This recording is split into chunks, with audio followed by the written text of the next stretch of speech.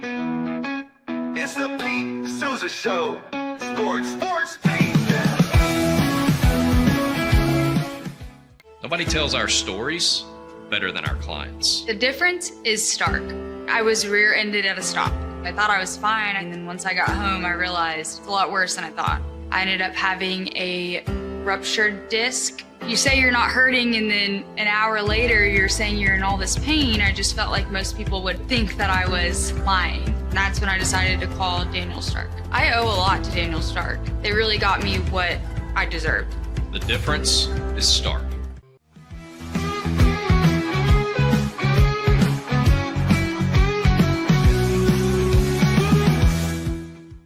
We definitely love our relationship and love Extraco. It's been an amazing experience. They made the PPP process easier. They were reaching out to me saying, what can I do to help you? That made a huge difference because my stress level when we shut down to afterwards was night and day. Our experience with Extraco has been phenomenal since the very beginning, so we love Extraco.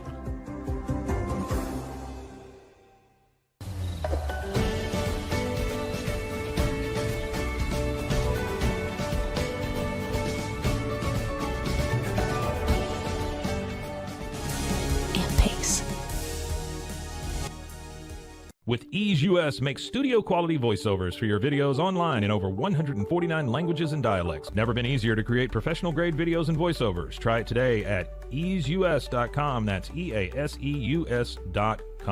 Ease US.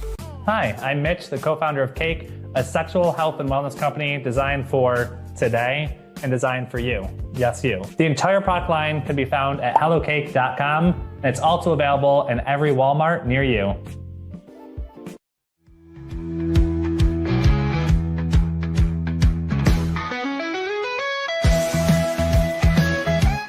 Send money abroad in just a few steps with Remitly. Sign up with your email, enter an amount, choose how your loved ones receive the money, enter your recipient's information, select a payment method, hit send, and relax. Download the Remitly app today.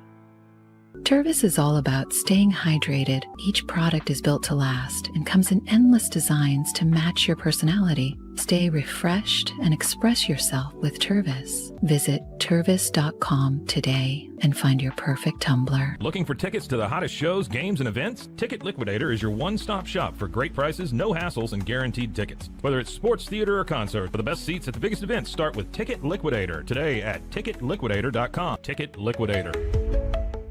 The U-Like Air 3, launched in 2023, ushers in a new era of sapphire ice cooling technology, offering nearly painless hair reduction in just 3 weeks. That's ulike.com. U-Like.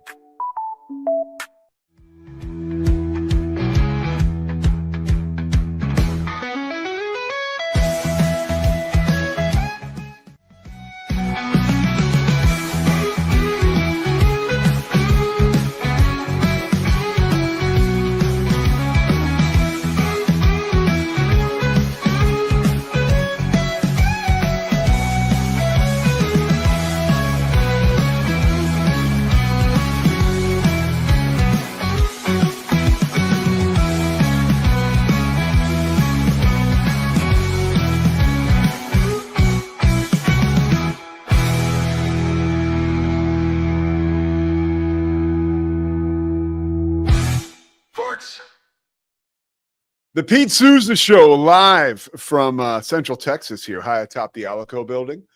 We are locked and loaded for a Tuesday, presented by Slovacics once again. Thanks so much to Crawford Austin Properties and, of course, Daniel Stark Injury Lawyers, First National Bank of Central Texas, we love.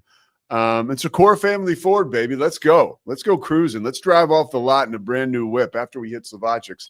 Just go ahead and dip your toe in the water over at Secora Family Ford, particularly, right, if you're looking for a car.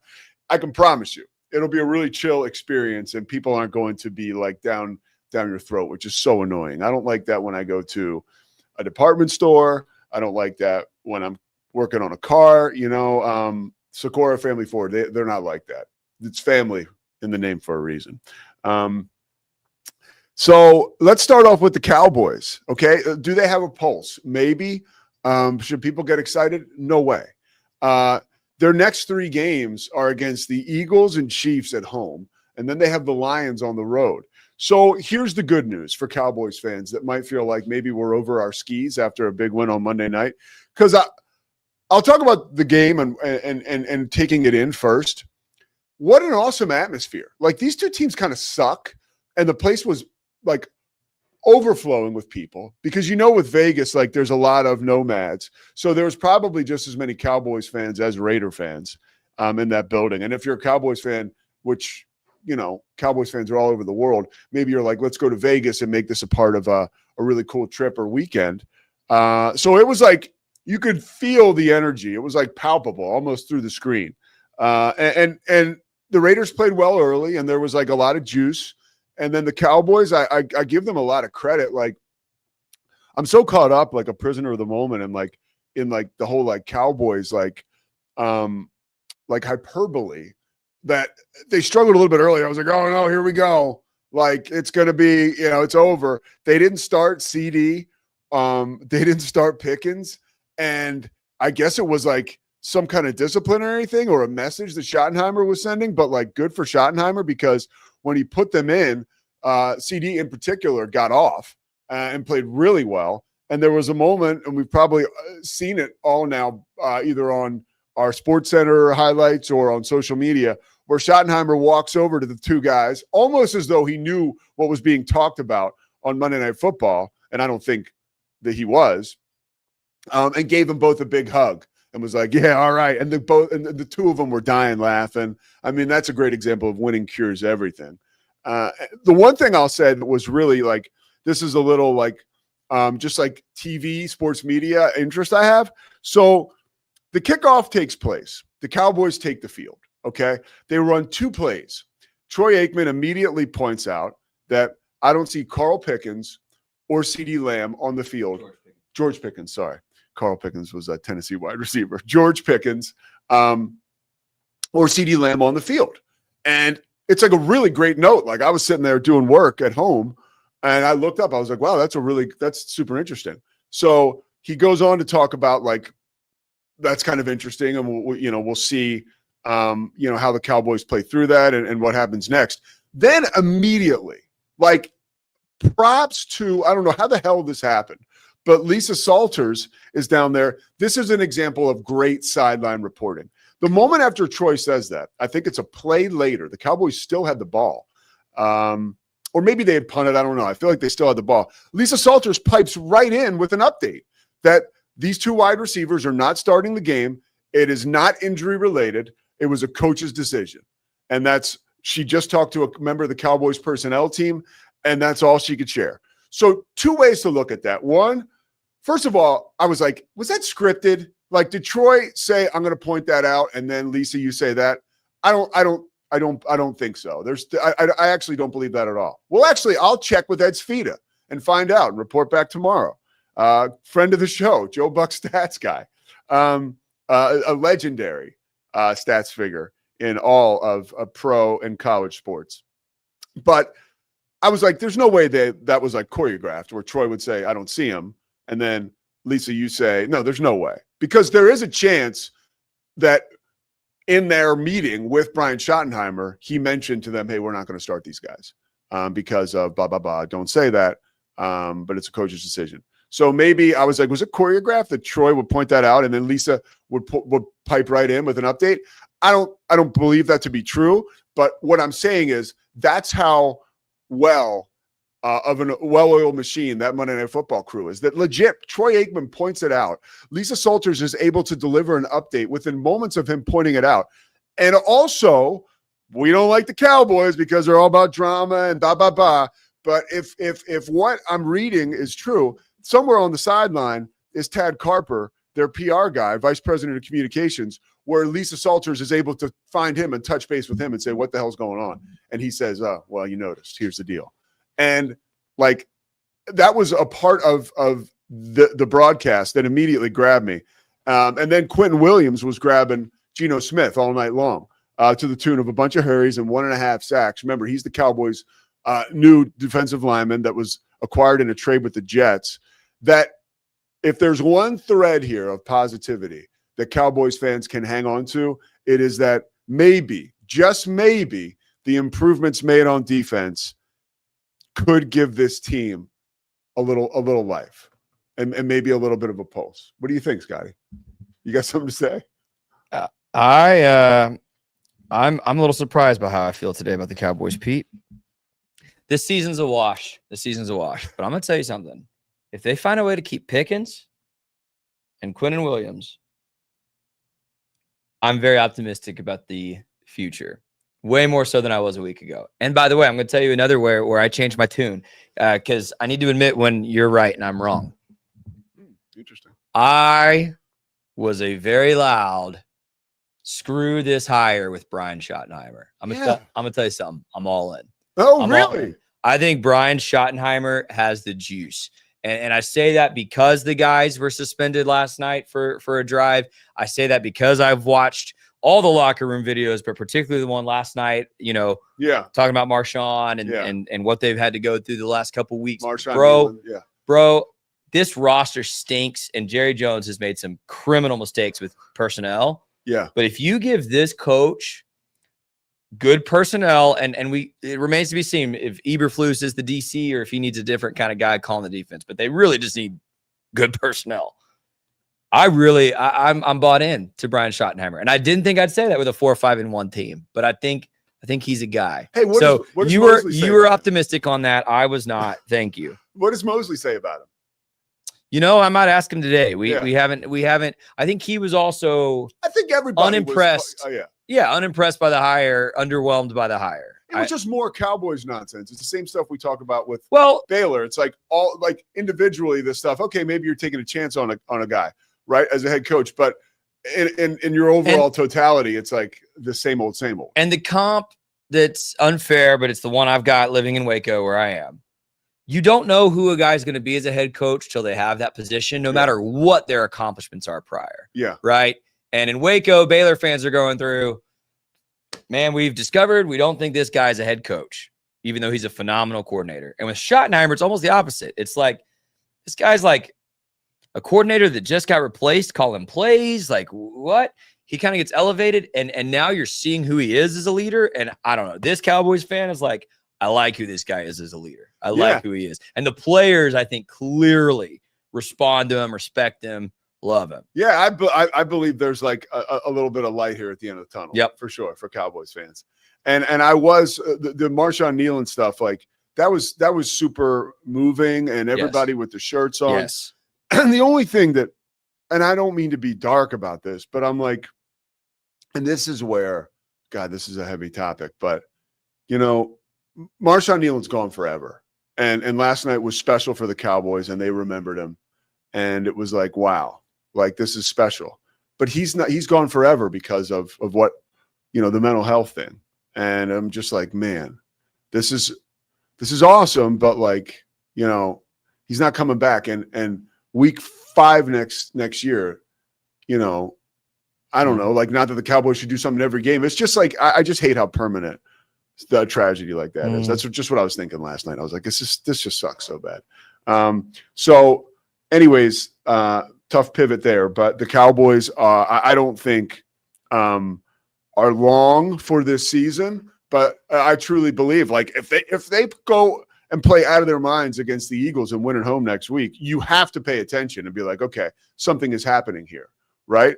I think they have 6 games left, and those next 3 are tough, even though the Chiefs are struggling. And that'll be if the Cowboys can somehow beat the Eagles, and I'm hoping they don't, right? But if they do, they'll go to that Chiefs game on Thanksgiving, and that game will have a ton of juice, which will be pretty cool with Post Malone at halftime. Can't beat that.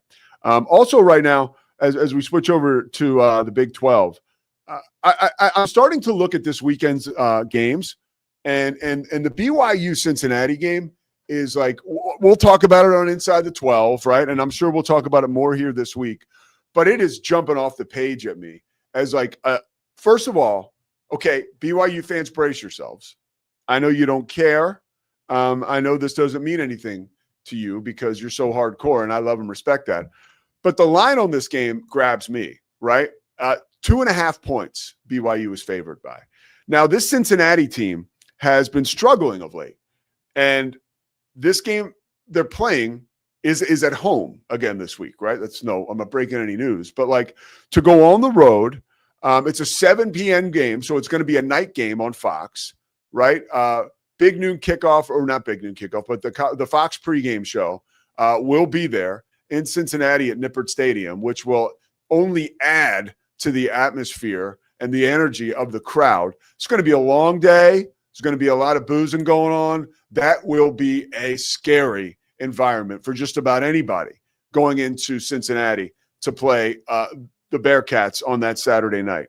And I have no reason to believe that Bear Bachmeier or BYU would falter, right? They control their path to the Big 12 title game if they can just continue to win out. And it's very clear that the committee loves teams who win games, particularly on the road in November. So this is a game where if you can win this game and if you can do it convincingly, you're playing against an opponent who college football looks upon as, Cincinnati was top 25 for a while this year. They're a reputable program. If BYU could go in there and beat them by like 2 touchdowns, it really, really helps their cause if you're to get a rematch with Texas Tech in the Big 12 title game and you were to lose that game, you still may have a shot at getting in. But if you beat Texas Tech, right, then you're definitely like, okay, you're an automatic bid. But if you lose that Big 12 championship game to Texas Tech and you win a game like this, like it's a scary game for BYU, but I also look at it as a real opportunity. And a loss really, it's not like, I was surprised this morning when I really did a bunch of digging into the numbers. Like Utah is going to have to win out and just hope for help from the committee and some chaos, right, in the SEC. That's what they'll have to do in order for them to make the college football playoff. So it's not like if BYU loses this game that all of a sudden you open the door for Utah. Now, it is quite possible. It's very slim. And we've got Glenn Parker coming up, former Arizona Wildcat, played in the NFL for 14 years, I think, started 174 games, right, for the Bills and the Chiefs and the Giants. This is a big-time NFL player with hardcore roots to Tucson and Arizona. So I want to ask him about Arizona, especially as they ramp up to play Baylor. But Arizona now is battling for an opportunity. But they're pretty much out of it. Arizona State is the school that you have to look at and say, okay, they're still actually in the mix, believe it or not. As far as percentage chances to make the Big 12 title game, I'll read them off for you. Okay. You've got Texas Tech, 97%, BYU, 75%, Arizona State, 17%, and Utah, 6%, Cincinnati, 1.5%, right? So those are opportunities just to get in there. Houston, 3.6%, and somehow Kansas State, 0.57%. So some crazy stuff has to happen there. But this is also, Cincinnati is a team that plays physical November type football. And BYU plays somewhat of the same. I think the key for BYU in a game like this, and this is not like I'm uncovering some huge football information here, but BYU just got to take care of the football. When you look at their loss this year, their one loss, it was to Texas Tech, and they lost the turnover battle 3-0, right? Texas Tech had 3 takeaways. BYU had 0. And one of those was a muff punt by Parker Kingston, like something that will never happen again. So you've just got to hope that you can hold on to the football, have some explosive plays, but also control the tempo and keep Cincinnati in that potent offense because, they can run the ball at you, and then they have Brendan Sorsby, right, who can put it right over the top and dink and dunk you as well. So it's going to have to be like Cincinnati has a very experienced front seven, right, led by Dante Corleone, the Godfather. That guy is in on a lot of plays around the line of scrimmage. He's somewhere, I think when you look at this BYU defense and you start to think about, okay, how are we going to, at the Cincinnati defense, and you start to think if you're Aaron Roderick and the offensive coordinator, like like Dante Corleone is one of those guys, like he's a Tuesday problem. Like you're driving to work on Tuesday, if you're Aaron Roderick, and you're thinking like, how are we going to stop Dante Corleone? Like he's that big of a powerhouse up front defensively for Cincinnati. And he's just part of a really good front seven.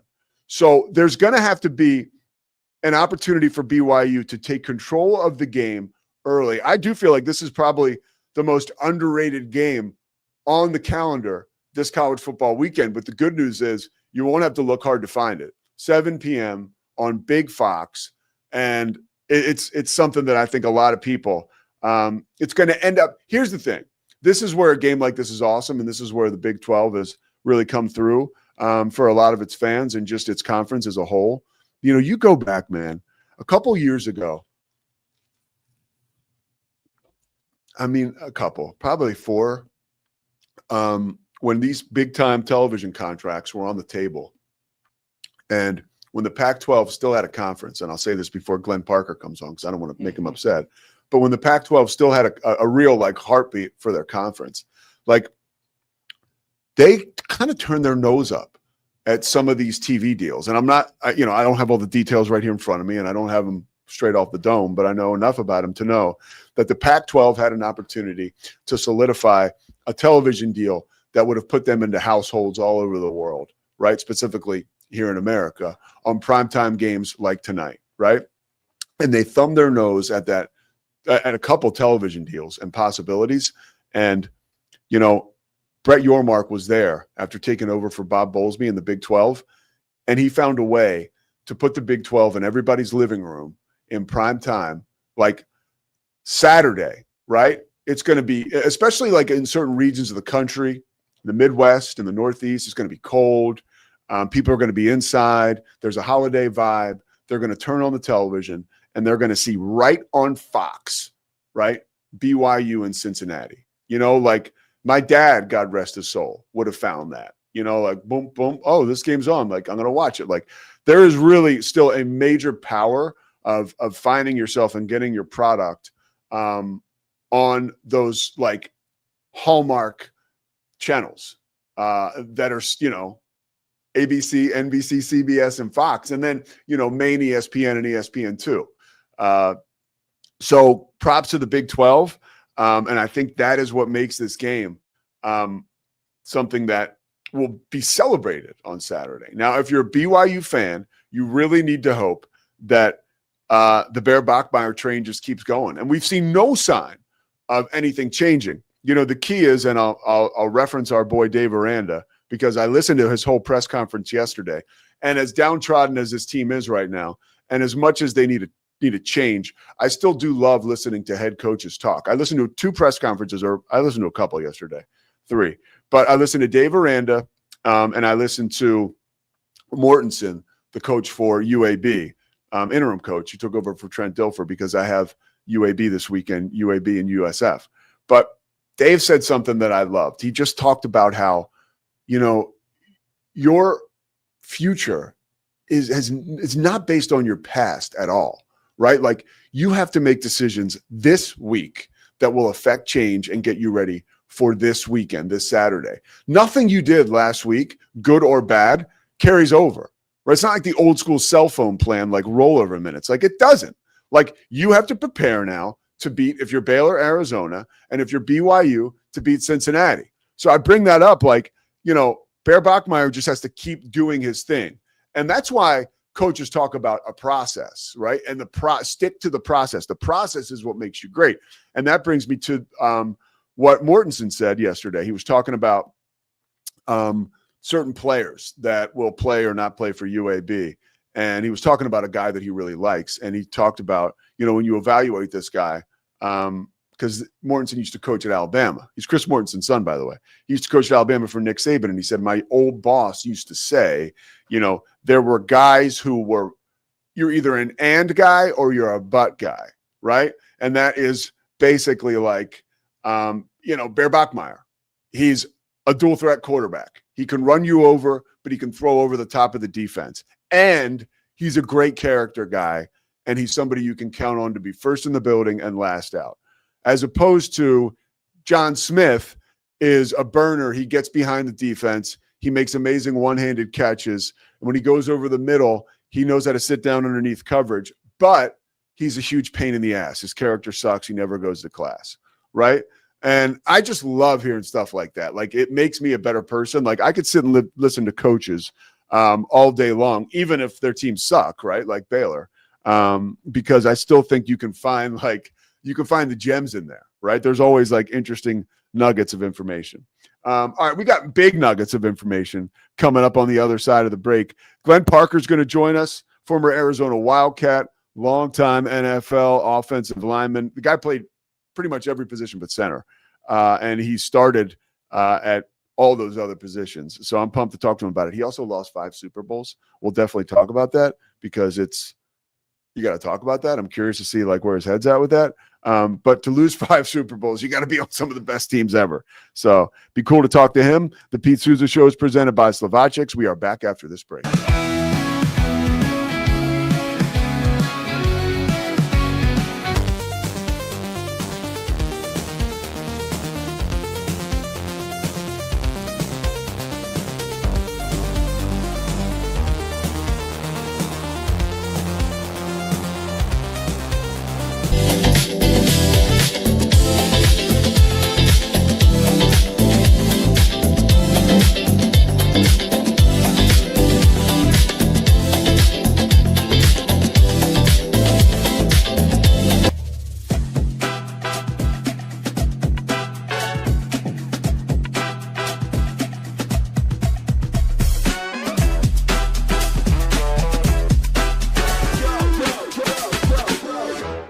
Nobody tells our stories better than our clients. The difference is stark.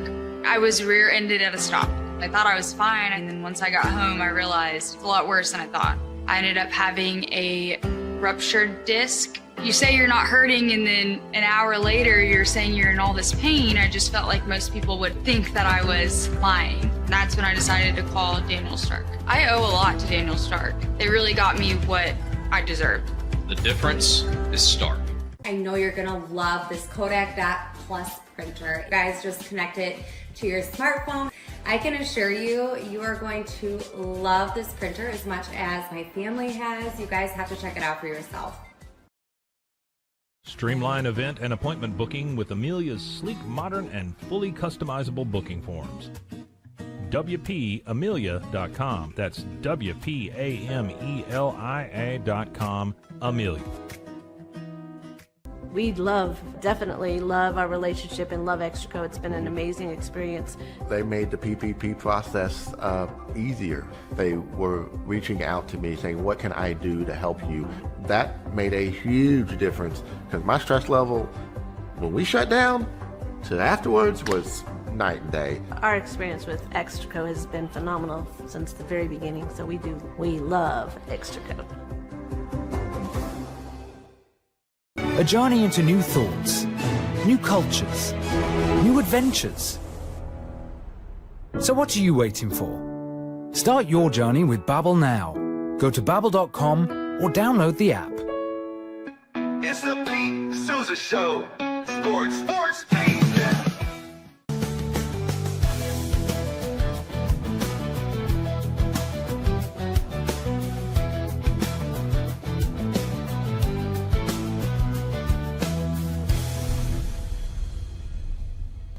It's not just a glove, it's a 44 Pro. Crafted with dedication, made for performance, and built to last. Get your custom glove today at 44pro.com and experience the 44 Pro difference. That's 44pro.com, 44 Pro. Cleanse your body of accumulated toxins and embark on your wellness journey at your own pace. At Global Healing, we provide premium supplements to help your body heal naturally. Start your healing journey today at globalhealing.com and organichemp.com. Introducing Muck-Off's classic pink bike cleaner, powered by revolutionary nanotechnology that breaks down dirt and grime on a microscopic level while protecting your bike's delicate finish. us.muc-off.com. At 4U Health, we believe wellness and lab testing should be accessible, inclusive, and yes, fun. With our tech-powered at-home lab test, you save time and money while feeling your best. 4U Health. Visit 4uhealth.com today. stability.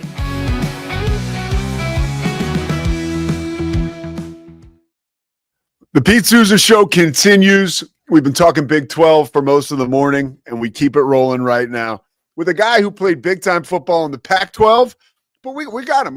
We took him over to the Big 12. Glenn Parker joins us right now. Glenn, what's happening, man?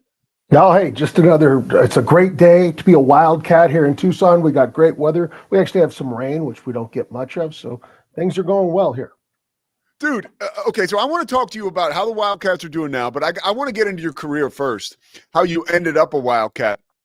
Clearly, I know your story because I'm a huge football fan, and I was a big football fan back in the day. Like when your teams at Arizona started to really emerge, like as a kid from the Northeast, like all of a sudden you were ending up on national television, and I got to watch Dick Tomey and his teams and your teams really make a mark in the Pac-12 and in the nation.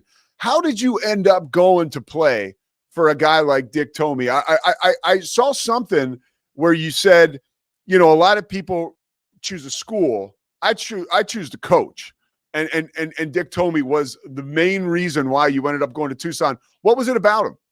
Well, pretty easy, actually. So I didn't play high school football. And I was like I surfed. I was a beach volleyball, basketball at the courts, working as a bouncer, a lot of the Rams and a lot of NBA guys around all the time. And they're the ones kind of got me started. So I walked on to a junior college. And after my first year at that junior college, coaches, I had a lot of offers coming into that second year. And every coach that showed up at my place, it's a suit and tie. They were trying to recruit my mom and dad. And here I am. I'm 22 years old. And Dick Tomey showed up at my house in a Hawaiian shirt, flip-flops, and I said, that's my guy. He got me. He understood. This is a kid who's been surfing his whole life. He's not a football guy. He wants an experience. It's going to be fun and family, and guy's going to talk to me. He talked to me like man to man. He didn't talk down to me or tell my parents what he was going to use me for, how he recruited me. And that spoke volumes to who he was. And I think every player that ever played for Dick Tomey will have the same type of story that you felt like you had a real friend in that coach. And yeah, he was tough. He'd tell you straight up, I'm going to coach you hard and I'm going to love you harder. And that's the way it's going to be. And he never let off the pedal coaching, let me tell you. And he probably was one of the guys. I mean, in a transient college football today, whether it's players or coaches, he came to Arizona from Hawaii and he loved it there. And as a player, did you get the feeling that like Ron McBride had to leave because he took a head coaching job at Utah, right? But like you knew I would imagine you knew that Coach Tomey was at Arizona to stay. Yeah, I felt that. Both he and Coach Mack, who was the O-line coach that recruited me, McBride, they were guys that, as you said, it wasn't as transient back then. People wanted to make their mark. They wanted to become the head guy. So McBride left after my senior year, and I was happy for him. He got a chance to be that guy at Utah. He still lives in Salt Lake. It's still his home. He's still a huge part of the Utah family, just as Dick Tomey was before he passed. He came back to Tucson. When he retired, he was a part of the community. He went to Little League games. He was everywhere. This was home, and he wanted to make it home, and he did.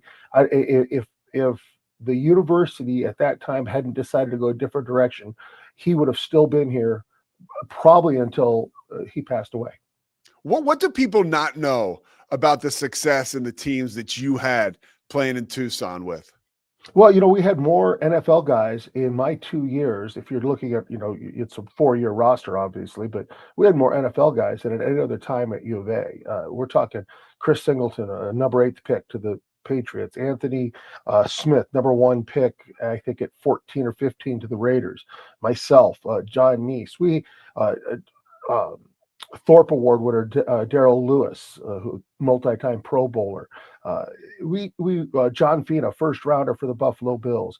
We had a lot of talent, and we just were trying to find our way offensively, but defensively we were stacked, and people didn't score on us. We went to Oklahoma and lost a tight game to the number 1 team, and the next year they came to us and we beat them. We played tough teams. We played UCLA when they're in the top 5 or 10 and beat them. There was no getting away from anybody. We didn't expect it. We were really proud of who we had on the field and the people that built us into that team. Were you Pac-8 or Pac-10? I grew up loving the Pac-8, but I was Pac-10. You know, Arizona State joined, it became the Pac-10, and then of course I was a part of the Pac-12 network when they expanded and went to that, and I dearly missed that conference. It was unfortunately, and the way it goes, as you know, college football, it's a money game now, and so teams made the best decision on their knowledge of where to go, and I think some of them really regret it now after a couple of years. I don't think anybody at USC or UCLA outside of the organizations, the schools themselves, would say that was a good move for them. The travel is too hard for the average athlete. Remember, football, they're going to charter a plane. Basketball, they're going to charter a plane. But everybody else, let's face facts. It's not easy to get to some of those schools. And they have to fly commercial. They have to get on buses. And I don't know that, I think they thought the trade-off money for what that was going to be great, and I don't know that they would love that. So far, we've loved being in the Big 12. We still get to play ASU. We still play Utah. They brought BYU into the fold. We got Colorado there, and so it's kind of fun to go to some of the places you've never been before. And just last week we go into Cincinnati, a place we've never been, and pull up the win. And talking to the players and the coaches and what they said afterwards, what a great experience. And it was right on campus. It's a very cool spot. So I think we're enjoying this trip, but I miss that Pac-12 in a big way. Take me inside, the present day Arizona program. You're still very connected. What is it about this team that has them now playing such great football in November? I mean, this is where Arizona football, used to be, right? And is comfortable and familiar with being a team playing very meaningful games in the middle of November. What is it about this team that's enabled them to do that?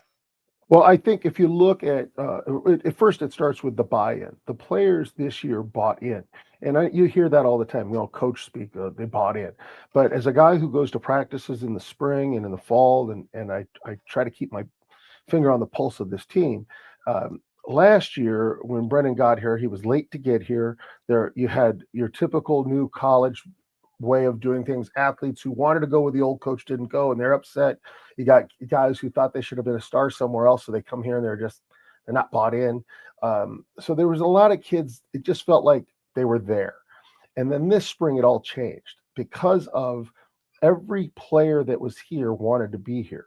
They wanted to be at Arizona. They were looking to make their mark. And as the season has gone on, we had a new offensive coordinator, new defensive guys. They had to figure out who they were. And I think as the buy-in has continued, the great coaches that were brought in, but overall, I think it's the attitude of Brent Brennan, who if I was going to say anything about Brent, it's that he's and I hope that he would take this as a compliment. He's Dick Tomey reincarnate. He really is. He's a guy that he is a family guy. He loves his players. He coaches their tail off, but yet he cares about them. And I've known Brent a long time, and when they brought him in, I was really excited. And of course, the first year didn't go the way people want after the big Alamo Bowl win against Oklahoma a couple years ago. But they have to. I think all fans in college football got to get used to the idea that if you're not in Ohio State or Georgia or one of those, you're going to have up and down years constantly as you get turnover through the portal, through kids looking to leave, through NIL deals, all that. It's not our old college football, and it's not coming back anytime soon. So get used to the ups and downs. But going back to your original question, I apologize, is that I think it's this is great. You're giving me all kinds of really good insight. It's a mixture of kids who want to be here, coaches that came on to the staff, and the head coach creating a atmosphere of family first, players first, and let's get out there and win. I could ask a million questions on the back end of that, but I want to start with this one. There's synergy there at Arizona. I thought what was such an interesting, a little turning point that grabbed somebody like me was the day of the Kansas game, or maybe the night before. Tommy Lloyd, Arizona had a game, and he, at the end of his press conference, he said, "Go to the game tomorrow." Talking about football, he said Brent Brennan, and he talked about all the amazing things that Brent Brennan is and will be, and and the team. And then you guys beat Kansas, and then you go on the road and beat Cincinnati. And I'm like, wow, Tommy Lloyd, like he definitely pulled some of us in. I thought that was a pretty interesting moment, and I thought it was inspiring from the outside looking in, at least. It was for me as an ex-player and as a ex-coach at the U of A and someone who works here. I loved it. I'm at a lot of the basketball games as well. I'm on the road a lot of times, and Tommy Lloyd to do that, I think it meant a ton because we have a lot of people in this town that are basketball fans, maybe not necessarily football fans. And for him to say that, hopefully get the students on board, get the town on board a little more, I think that was huge. And it shows. For the Big 12 listener out there that's unfamiliar with Arizona, there were two classes in the Pac-12, right? You had your USCs, your UCLAs, your Stanford, your Cal, your Oregon, and your Washington. Those are, for the most part, big-time, big city programs. Everybody else is a small town, more isolated type place, particularly Arizona, Washington State, Oregon State, some of us. So in the Big 12, where you're out there in Manhattan, Kansas, or you're in Lawrence, or you're in Morgantown, it's a family. And I think our coaches across the board, every sport we have here, treat it like a family because we are a small town. We aren't a big city. We have to be a little more insular and look out for each other. And I think that's a big part of why he did it. And I think our coaches are friends across the board too. You see that quite often. It's pretty cool. How about the development of Noah Fifita? It felt like last year maybe you could say was a step back.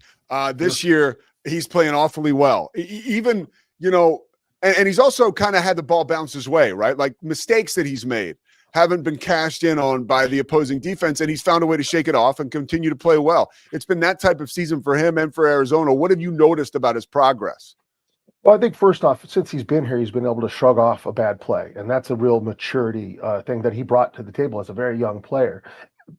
But that being said, you're absolutely right. I think what happened is last year with a new staff, he still had his guy, T-Mac, Tedoroa McMillan, first-round pick this year at Carolina. He still had him, and I think he was relying on that and leaning on that too much. And I think once T-Mac left and they brought in Seth Dagey, a new offensive coordinator who people in Big 12 country probably familiar with from his time in North Texas and at Texas Tech, obviously. I think that Noah started seeing the field a different way and the way that Seth sees it. And it probably took a few weeks, a few tight games for him to start really seeing it a different way. And since that's happened, this team is kind of snowballing, getting better and better and better. You always say you have to learn to win games, and double overtime loss to BYU, last play of the game lost to Houston. Those games, those are the ones you got to win, and you got to learn to win them. And I think kind of we're in that transitionary phase where, let's face it, at Cincinnati, that thing could have gone the other way. They made a game out of it, and yet this team found a way to close it out, and more importantly, Fifita found a way to overcome some bad plays and close it out. And I think that's a big part of it. And Fifita still has another year left, right? That's a good question. I think he's done. I think he's done. Okay. I think you and I should know that. We'll have to figure it out. I should know that. I should know it. I think a feather in the cap, though, for Arizona right now is you look at the point spread for BYU Cincinnati. BYU is only a 2.5-point favorite going in there. I mean, that was a hell of a win for BYU, for Arizona. What's the ceiling for this team this year, you think? Well, I'm one of those guys that thinks you should win every game. And if you don't feel that way as a player, then you probably shouldn't be on the field. And I felt that way as a player in the NFL. There's never a game I thought we're going to get beat. And so I think the ceiling right now is to win out, is to get a win against Baylor, who I think is a really good team that just has had a few things go against them, and to get that team up north off the field. And if we can do that, we're looking at a much better bowl game for ourselves, a little more money, as certain bowl games don't pay enough to offset that cost of the travel and the tickets. And I think that's our ceiling right now is to get to that 9-win mark, get to a better bowl game and beat whoever we face, and kind of announce to a lot of the recruits out there and the people around the country that Arizona football's didn't take much of a break, and we're back, and it's time to start seeing the good things that happen down in the desert. So, Scotty, hold on one second. Did we just get, is that a real headline? Hold on. Yeah, sorry. This is an interesting topic to bring up with you. So Sam Levitt, is he going to transfer? So Sam Levitt is apparently leaving. You probably already knew this, but he's apparently leaving. Yeah. So he's leaving Arizona State to transfer. What are your thoughts on that? I mean, because he was first of all, I think what Kenny Dillingham's doing is amazing, right? Yes. I mean, it is amazing. Yeah, objectively, yes, he's doing amazing. He really has. Yeah. So what do you think about, I got to ask you, just because you're out there in the desert, what do you think about that move? I think it's a mistake. I think he's got a good team under him. I think he's done really well for him. And I think if this is a move he's making because someone beat him out or let's face it, he was injured and he's trying to come back from that. I think it's always a mistake for a person to leave a situation where you're known and you're wanted to go somewhere on a gamble that you're going to do better. The vast majority of quarterbacks that we see transfer don't do better. And the fact that people can point to, the kid at Vanderbilt, Diego Pavia. Pavia, yeah, from New Mexico State to Vandy. Oh, it worked out. Well, if you're pointing out the exceptions, you're proving the rule. And the fact is, most just don't do as well. You're better off, with a system, coaches, players, a place, than disrupting everything in your life and to chase either a few more dollars or some playing time that you don't know is going to happen. And I had this talk years ago with Matt Scott when Nick Foles beat him out. When Nick Foles beat him out, Matt said, I think I'm going to go. And I said, his parents and we all talked, and he decided to stick it out. And so Nick Foles goes to the NFL. Matt Scott is our QB when Rich Rodriguez comes in, and he is the perfect fit for that system. They go on to win the Pac-12 South, playing the championship game, and he gets himself a few years in the NFL. And then none of that happens if he transfers. I'm certain of it, because it's too big of a learning curve for most of these quarterbacks to go to somewhere else. Now, granted, the game has changed. A lot of the teams are running the same stuff, but I'm usually against it. I think it's better to stay home, stay where you wanted. Last one, and this is like a bug up my ass about. So I'm calling a game this weekend. It's USF and UAB, and Mortenson's son is the coach for UAB, and he was asked a question. How do you motivate guys with bowl? You're out of bowl eligibility, and I was listening to Baylor's press conference. The same thing was asked of Dave Aranda. Hey, you guys now can't win the Big 12 championship and the bowl. How do you motivate them, Glenn? When you were a football player, an opportunity to play on a Saturday and compete with your brothers was just enough. I mean, more than enough, right? Sure. I'm hearing these questions and I start to get annoyed. I'm like, what the hell is happening? Doesn't that shock you that we've got, and both of the coaches were like, if you can't get ready to play, you got a problem. But do you see that now in college football? And what do you think about it? You do see it, but I think it's more than just college football. It is our youth of today in a culture where they have immediate feedback loops through social media, where they're told they're awesome and they get followers and they get likes and they have dopamine, and the work ethic is seriously lacking in so many of these young people. And I'm not just talking athletes. Sure. Across the board, you see it. The inability to stick to task, to be excited about the process, something Nick Saban talks about. It's the process. To be excited about that. To be excited about the things you have to do every day to be great. And listen, we played in a bowl game my senior year. There were people saying, "Well, are you going to play?" I just bought myself an insurance policy. Just got an insurance policy in case I got hurt. That's what I did. And then I played in the Senior Bowl, which nowadays you got these kids. No, I'm not going to play any of it because I don't want to get hurt. Maybe hurt my stock. Maybe lose some money. And it's like, who's telling them this? Uncle Bobby? Uncle Bobby tells them they're the greatest thing since sliced bread, so they stick with that. And I do. I believe it's a cultural issue, not a sports issue. It's across the board. These kids are always looking for the next big thing, then the get rich quick. I want to be rich now. I'm going to be on Instagram, be famous, or OnlyFans, or one of these other platforms. And it's unfortunate for them because they're not learning what it truly takes to be great. No, it's a bummer. You mentioned the insurance policy and going to the NFL. You get to play for Marv Levy in Buffalo, out of Arizona, on some of the most electric teams that the NFL has ever seen. What was that experience like when you walk into the locker room in Buffalo and all of a sudden you're on an instant contender and you're right there in the middle of it? You started 141 games over your career, played in 174. You were right in the thick of it right away. Yeah, you come into a pretty a veteran, a lot of all pros. You don't fit in as well because you're a young guy. For me, it was hard because as the youngest offensive, I was really a rookie for like 2 or 3 years on the offensive line, so we didn't keep anybody. It was all back in those days. You got to remember, we didn't have the salary cap and we didn't have free agency right away. It didn't really start till my 3rd or 4th year when we got it. And so you had backups that had been there their whole career. You had guys 8 years in the league, never really started a game, and yet they were the backup. So it was a lot tougher to break in, and emotionally and I guess socially than it is now, because now they're all just young guys, because you don't keep an old guy who can't play. If he's not your starter, he's gone. He cost you too much money. A young guy, he has a lower salary cap hit. So it was a little tough at first because I had to, I was the only unmarried lineman. I was the only guy who didn't know kids, and just to, like by all metrics, I'm a different breed of cat anyways. So, it's just like it took me a while. You're a surfer that's out there in near Canada. Yeah, I was cold. Trust me. It took me a long time, but it was fun because we talk about learning to win. That's where I learned that you have to learn to win.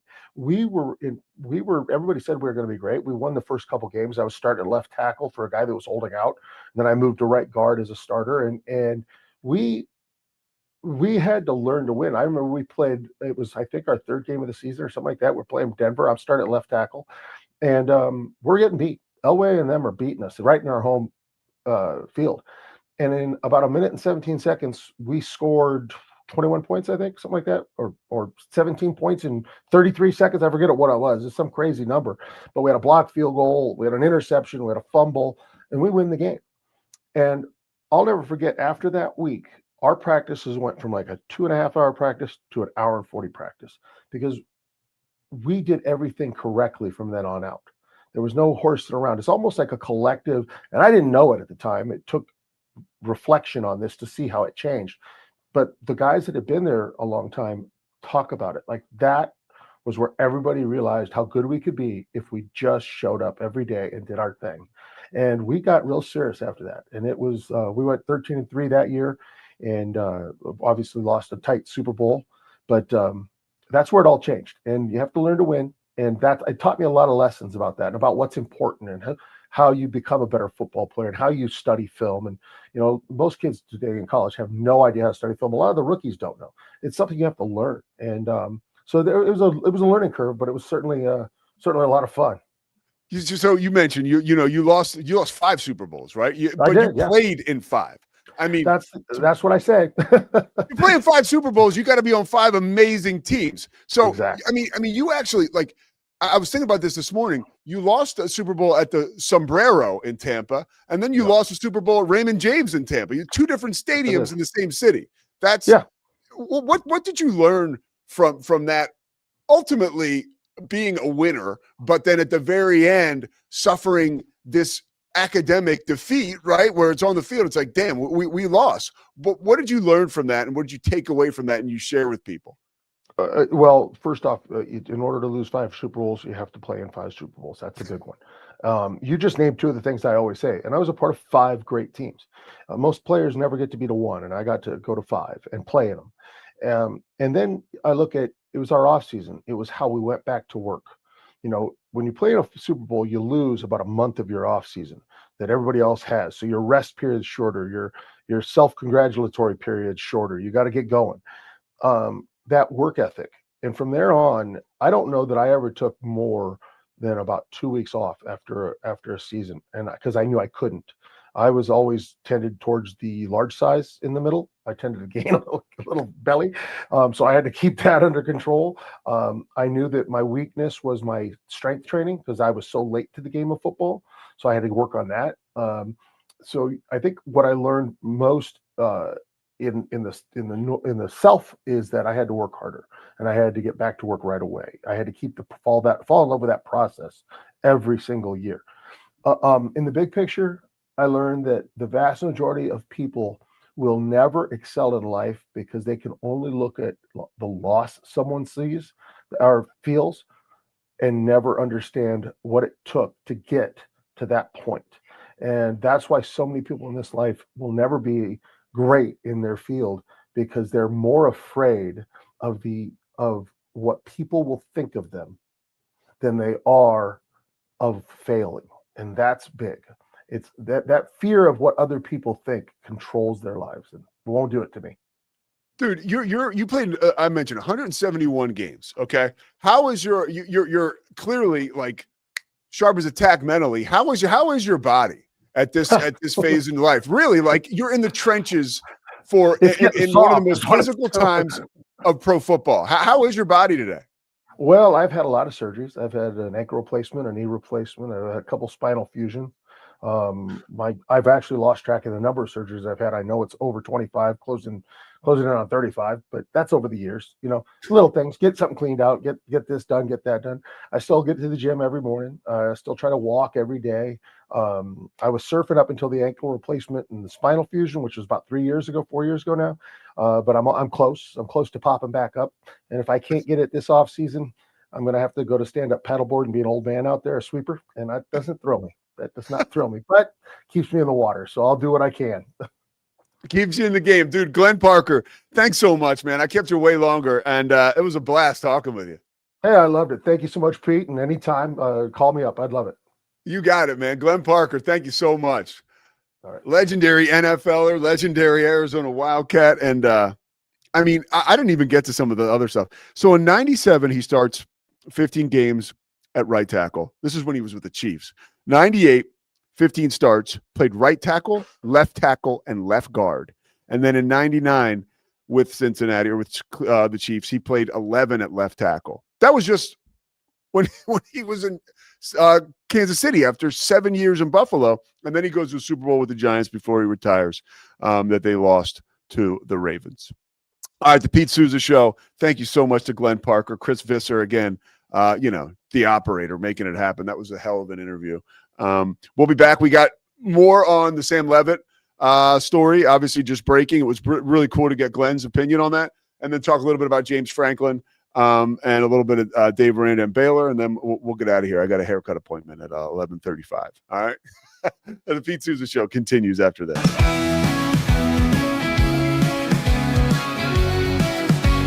With a focus on performance, design, and customer service, we're here to help you work smarter, not harder. Join us on our journey to simplify your world. Visit acasis.com today. That's ACASIS.com today.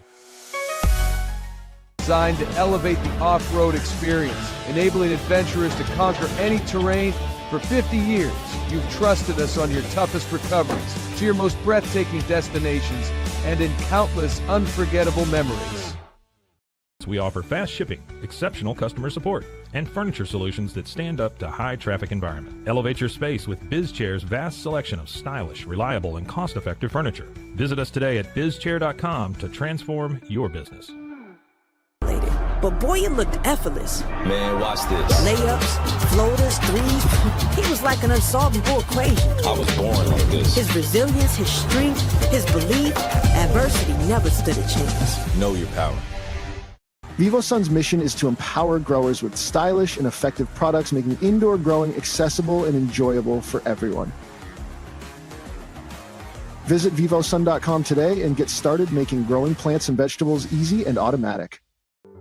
WhyPersonalLoans.com. Request a loan anytime. Our partners can offer loans up to $35,000 with varying rates and terms. Review your loan offer with no obligation and decide what works for you. Visit personalloans.com today. So all you have to do is tap your Popple to the back of someone's phone like that, and they instantly get your social media and contact info right on the screen. They don't need an app or a Popple to receive your info. So get your Popple today and start impressing everyone you meet. Make it pop. Is your Mac running slow?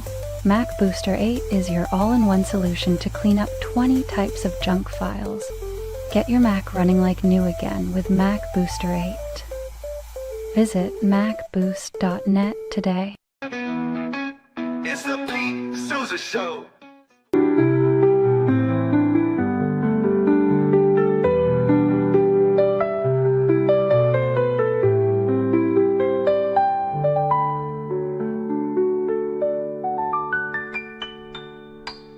Farmhounds offers natural treats and chews made with quality products that support family farm, regenerative agriculture, and humane farming practices. Give your dog the best with wholesome, organic ingredients that promote health and happiness. Shop now at farmhounds.com. Circulon C1 Series Clad with Scratch Defense Non-Stick. Maximize cooking, minimize cleaning. Discover the unmatched durability and elegance scratch-free, worry-free, forever.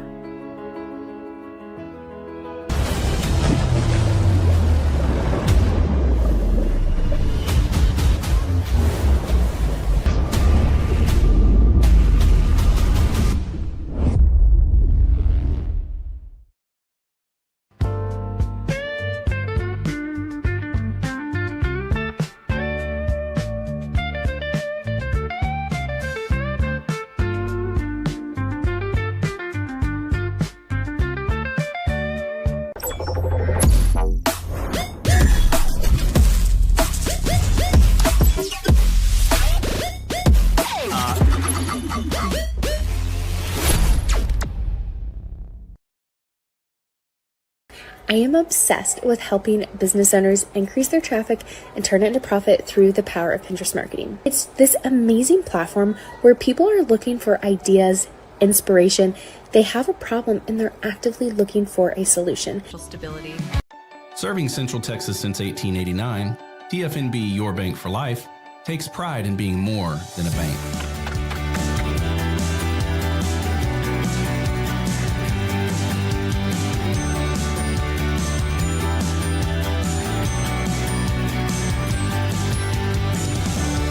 TFNB, we remain committed to these principles.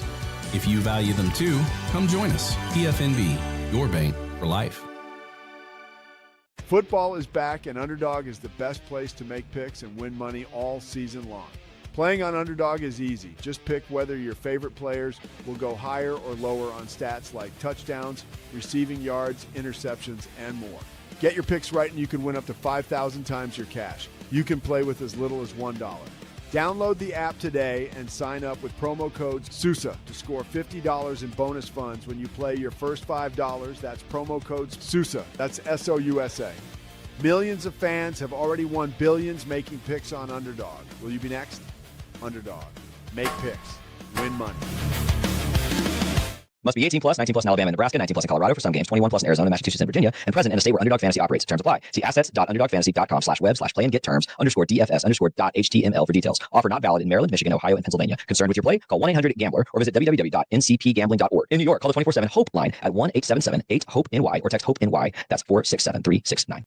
Yo! Pete Sousa Show. We're here. Scotty's here. And am I still muted? I can't tell. Oh, I am not. Okay, good.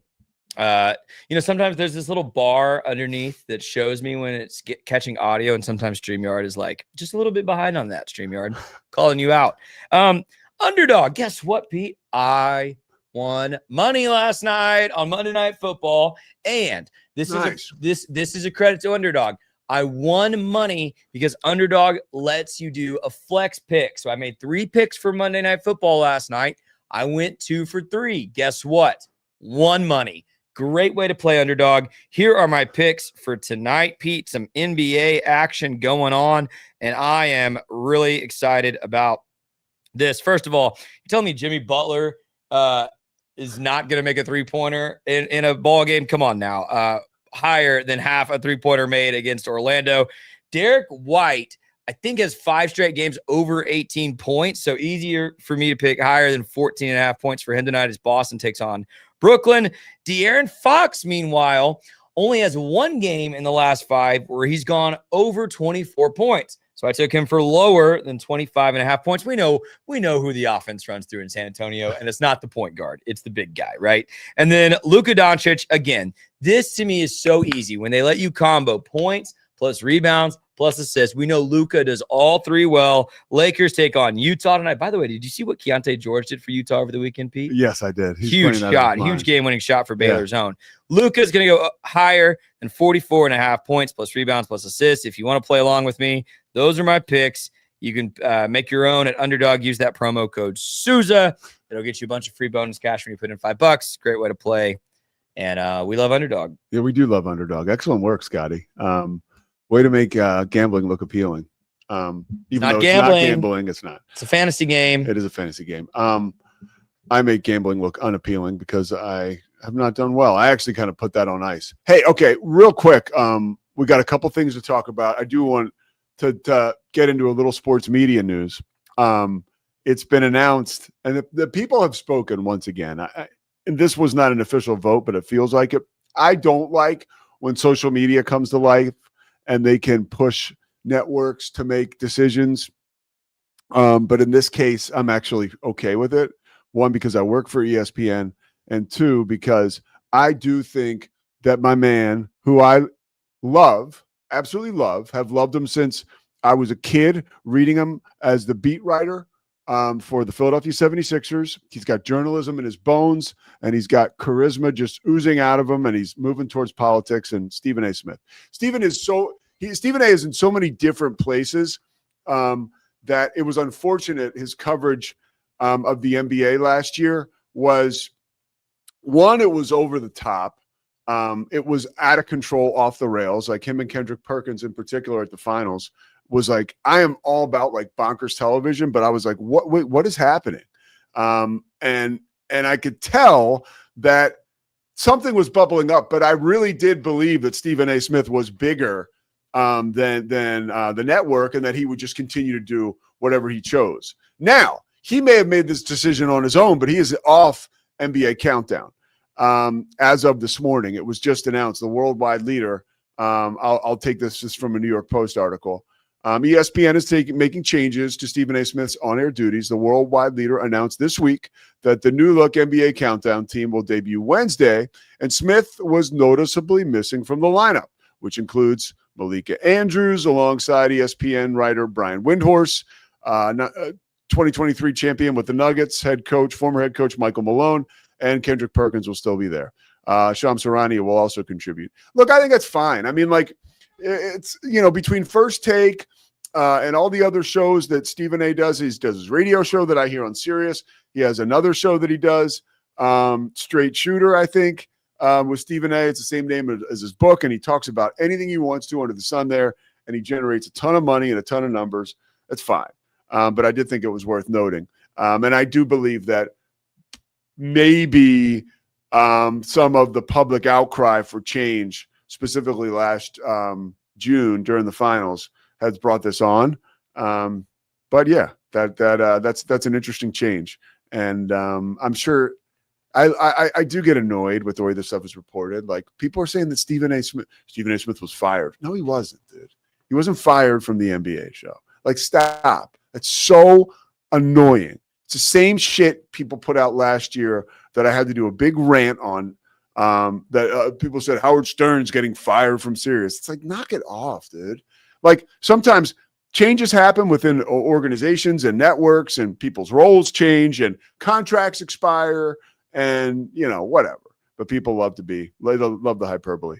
All right, more hyperbole. We don't have to create it here. Sam Levitt is leaving Arizona State. This was a development while we were talking to Glenn Parker. And Glenn Parker, former Arizona Wildcat and NFL veteran for many years, played in 5 Super Bowls if you're just joining us. He weighed in on the Sam Levitt thing, and I thought it was really cool how opinionated he was right away, because we told him about the breaking news, and he mentioned, hey, I don't like this. This is not a good move.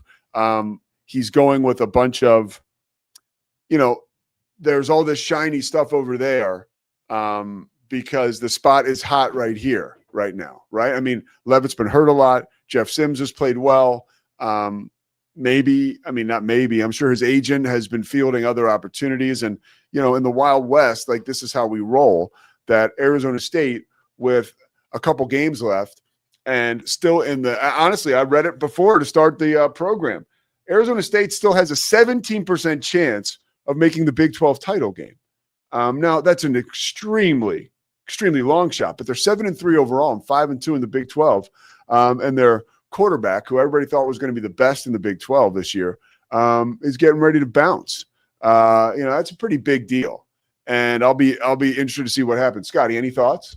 Scotty's he's ready to go. Man, I'm not ready to go. I would just say this is the side of college football right now that I think the haters are kind of right, and I'm generally very pro NIL. I don't think it's ruined the game. I think college football is still the best sport in America, but this is where I'm like, dang it, dude. Like he could come back next year and win the Big 12 again. And Kenny Dillingham is killing it. And I love having that team be so successful in my team's conference. And, On3 reported it, and I'm sure details will emerge in the next 2 days, Pete. But On3 reported this as if he's just being shopped. He just wants to go get a bag. And who reported it? Pete Nakos? I believe so. That's my guy. I like that. And I don't know him at all, but I think he's a good young journalist. We covered this ad nauseum when Rob Wright left Baylor to go play at BYU. I do not blame a young man for making as much money as he can while he's healthy and playing football. That's fine. But I do kind of hate it. I kind of hate that, like you said, the season's not even over. This doesn't even happen in the NFL, dude. Correct. Right. I don't think. I mean, no, it doesn't. No, it doesn't. Yeah. And I would also say, and by the way, he took the words right out of my mouth. Glenn did. For most of these quarterbacks that leave, the grass is not greener. And if Arizona State if Sam Leavitt came back to Arizona State next year and put a performance on tape like he did last season, he's probably going in the first round of the draft next year. Whereas look at a Carson Beck, who's probably played his way out of the first round of the draft. Yeah. From transferring and trying to play more, and there's other examples, I'm sure. I wonder sometimes at Baylor if Blake Shapen stays at Baylor and gets to play in this Jake Spavital offense last season. Is he more of a draft prospect than he is now that he transferred to Mississippi State? I had never even thought of that because I'm so in love with Sawyer, but that's a good point. But I mean, the grass is not always. Do you think Nico Iamaleava is happy that he left Tennessee for UCLA? No way, dude. No way. And so I wish Sam Leavitt the best. I hope he plays great football next year and gets into the playoff and gets drafted. But it does suck. It sucks. Fun. Yeah, on the surface it blows. And there's a fan, it's not fun. Yeah, there's a lot we don't know about the situation, right? But it sucks. It totally blows. And who knows, dude? Maybe Dillingham leaned into his ear this week and said, "I'm going to LSU." Maybe they both end up at LSU and suddenly it's a fun story. But right now, if it's just we're shopping him, he needs to make some money. It's I hate that. I hate that for the sport. It is very rare that I get pissed about transactions and stuff. If Kenny Dillingham leaves Arizona State for another school, I will be livid. I will be hurt. Yes. I will be hurt. I'll be emotionally hurt because all he sold to us is, and I'm not saying he sold it to us, all he's told us, right? And I can only imagine it'll be the truth, is that he loves, he's a Sun Devil, dude. He's not in a world where everybody's chasing the next job. He is not, right? From that area, from Tempe, from the area, went to Arizona State, was coaching there when he was in his 20s, right before he started to get other jobs and made his way back as a head coach. So yeah, that would really, really bum me out. Another thing that's bumming everybody out, and that's why I listened to the press conference yesterday. We didn't talk much about this. But once again, and I swear, I'm not going to make this another local media stinks rant, but so I listened to Dave's press conference yesterday. Somebody asked a good question. You always talk about the players. I think it was Smokey. Well, no, whoever asked about how are you doing? Yeah. With the noise. Yeah. I don't know who asked it. Who was the girl that asked the question? It was either Smokey or Bryce Cherry. I don't remember who. I was nice to hear a female voice Agreed. in there. It was the first. I mean, I'm sure I haven't listened to every press conference, so I'm sure there's been plenty of females in there. But the ones I've listened to, I haven't heard any. So that was kind of cool. There's a little bit of vocal fry there too. It was so what do you think about player? I was oh, this is great. We got a little new flavor in here. But Dave was asked about how he's doing and how he blocks out the noise. And the dude is so great in moments like that. He was just he's I work. Basically, there's what he said, and I can interpret it for you. He basically said, I work my ass off and I don't go to my phone. Now, when he said that, I was like, whoa, wait a minute. Because I was under the belief that Dave Aranda was a guy who doesn't go on his phone at all. Like, he just strikes me as that kind of bunker mentality dude.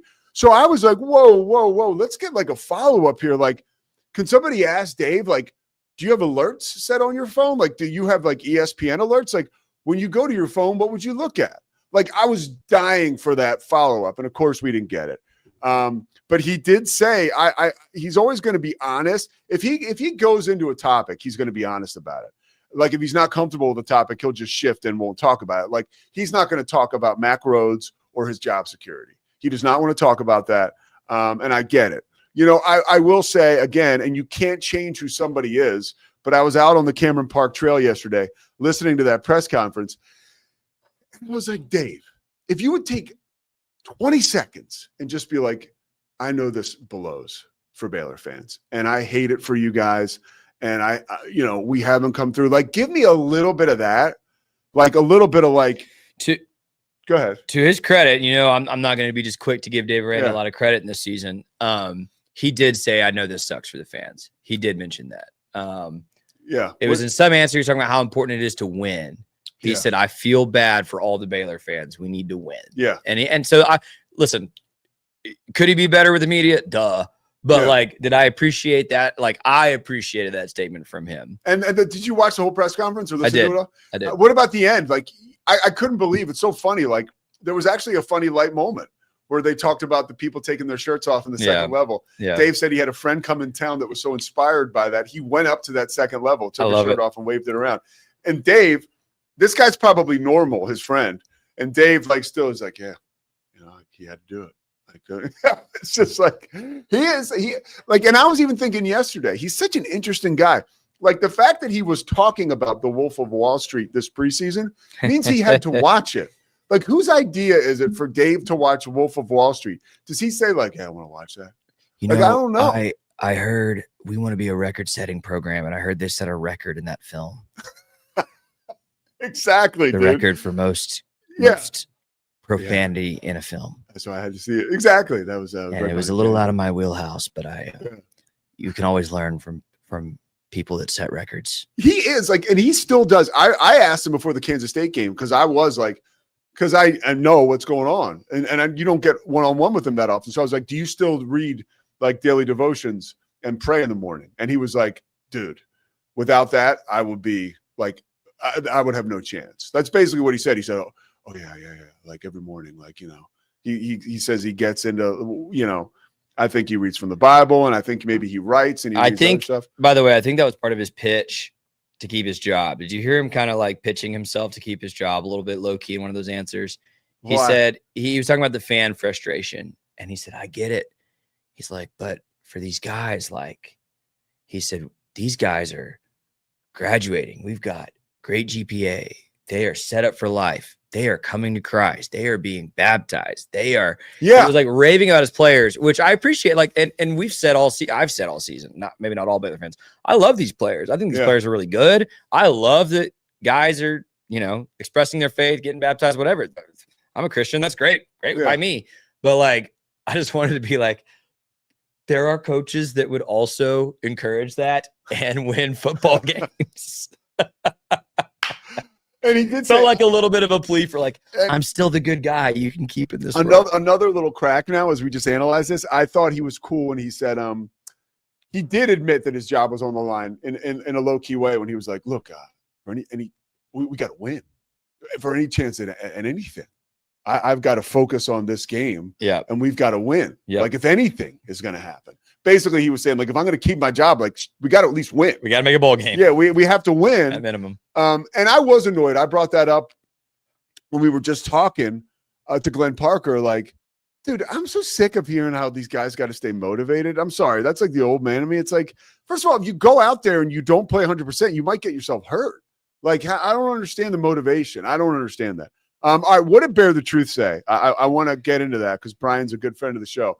And early on, he sent us a note because James Franklin has taken over at Virginia Tech. Bingo. And that's a big thing that, we're just getting too late, but there was a lot to get to. What did Bear the Truth have to say? He said, hey, boys, Do y'all think Virginia Tech has a better program than Baylor and can hire better talent? I have an opinion, but you probably have a better national perspective than I do. I don't know about that. I don't think so. Okay, now here's why. I think they have a better coach, and I think they certainly have upside, and there's a ton they can do with it. I am of the thought right now, and you can probably reel me in. I'm like worried about the ACC. Yeah. If I was inside the ACC, I'm worried about the ACC. I heard stuff earlier this season from really good sources that there's a possibility that like you might see the Big 12 and the ACC team up and do a lot more stuff together, like down the line, even like conference media days. Wouldn't be crazy. Like now I'm to the point where I think that might not be a good look for the Big 12 because really like if you think about the ACC, you think about them as a perennial basketball conference. Well, the Big 12 is hands down a better basketball conference. Correct. And they're hands down a better football conference. Correct. So I think that is one reason why you would say, okay, maybe Baylor still has a better program than Virginia Tech. I think that this hire of James Franklin, because I just go back to his work at Vanderbilt, and I do think that he combines some of that stuff we were talking about, the charisma with the ability to identify talent that is needed in this climate. I don't know what the money situation is at Virginia Tech. Bingo. Yeah. Do you? No, and you just nailed like 80% of my answer. So Yeah. I'll try not to be redundant. Yeah. Pros for Baylor. Conference, I would say history. Actually, Baylor has lower lows but higher highs than Virginia Tech, in my opinion. But I don't know about the money. And by the way, Virginia Tech played in a national championship. It was a long time ago, but they did. And okay, so let me amend my statement. Recent history, yeah. Past 30-year history, lower lows, higher highs is what I would say for Baylor. Let's say 26 years ago they played in the championship, so it was 99. Recent history. Yeah, I was gonna say outside of the Vic brothers, what are they? You know, no, it's true. I mean, honestly, that's. But here's where James Franklin, I think, might have made a really smart move here, Pete. James Franklin, I am sure, could have gotten one of these SEC jobs, be it Auburn, Florida, LSU. But if he's not winning the conference in 3 years, he's probably getting fired again, just because those schools aren't going to. Virginia Tech, not only will he keep that job as long as he wants it, because I think he's a great coach. I think he will have success. He might win that conference next year because they're down. Clemson's down. Florida State's down. Like, I kind of sort of bought into Georgia Tech this year. They've been a little underwhelming for the past 3 weeks. SMU had a peak last year. They're down. Like, there is no dog in that conference right now. You're telling me James Franklin can't get a great transfer class and be competing, be like 10-2 in the ACC next season? I think he can. So, by the way, all this, like, yeah, he can't win the big game. That's very strategic. That's what I'm saying. I think he made a really smart choice because I think Virginia Tech, with his coaching, with his ability to probably get guys in the portal, they could be in the playoff next year, dude. That's how wild this kind of era of college football playoff is. Plus, the ACC being the worst of the Power Four conferences, certainly this season. I think they could be in the playoff next year. I think you bring up a great point. And I'm not treating the ACC like a mid-major, like NCAA basketball tournament team here. Well, let's go and win it. We'll get an automatic bid. Like, any of those teams can come back from the dead at any moment, right? Miami, or maybe they can't, but I do think of Miami, Clemson, who am I leaving? Georgia Tech, right? Like those are schools. I'm leaving one big guy out. Florida State. Like, so it's not like it's going to be a cakewalk, but if this season is an indication of things to come, like it's there for the taking. Absolutely. All right. Great point, Scotty. Great show today. Thanks to Glenn Parker. We'll be back tomorrow. We're starting early tomorrow, just after 9 o'clock, probably 9:05, 9:10-ish. And then we have Shahan Jayaraja at 9:30. I have a football call at 10:30 that we tried to change a million times. I can't get into it, but we can't miss that. All right. So, yes, that is it. We'll be back tomorrow. I'm pumped to talk to Shahan because I want to talk to him about Texas Tech. And I want to talk to him about the college football playoff and who's going to get in and who's not going to get in. Like what he thinks, like we're now coming down to the time where conferences have an idea of who they're going to get in. And if you do the math, it doesn't make sense. Like, there's going to be teams left standing when the music stops. And I'm curious to see who Shahan, with a few games left here, thinks those teams are going to be. All right. Thanks, Slovakics. We'll see you tomorrow. It's the Pete Sousa Show. Sports. We definitely love our relationship and love Extraco. It's been an amazing experience. They made the PPP process easier. They were reaching out to me saying, what can I do to help you? That made a huge difference because my stress level when we shut down to afterwards was night and day. Our experience with Extraco has been phenomenal since the very beginning. So we love Extraco. Show. Sports. Nobody tells our stories better than our clients. The difference is stark. I was rear-ended at 70 miles an hour. I was injured, had a concussion. The insurance company, they delayed. They were playing games from the initial conversation. They weren't going to help me. The biggest thing I learned through this is that you can't go through this alone. I called Daniel Stark. They were going to help me and everything was going to be all right. Daniel Stark got me 10 times the insurance company offered. The difference is stark. Show. Sports. Our professionals are not only experts in managing urgent concerns, but also in providing top-notch preventative health care. We're proud to connect pet owners to a vast network of licensed veterinary professionals, ready to address any immediate concerns. Book your first appointment today. Nalgene Outdoor has been your trusted companion, fueling adventures and helping protect the planet. We're committed to reducing waste, improving access to clean water, and providing simple, safe, and sustainable products for you and your family. NALGENE.com.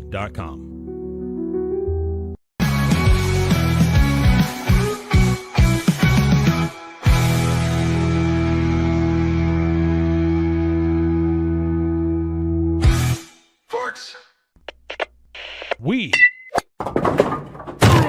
are Rogue Media Sports.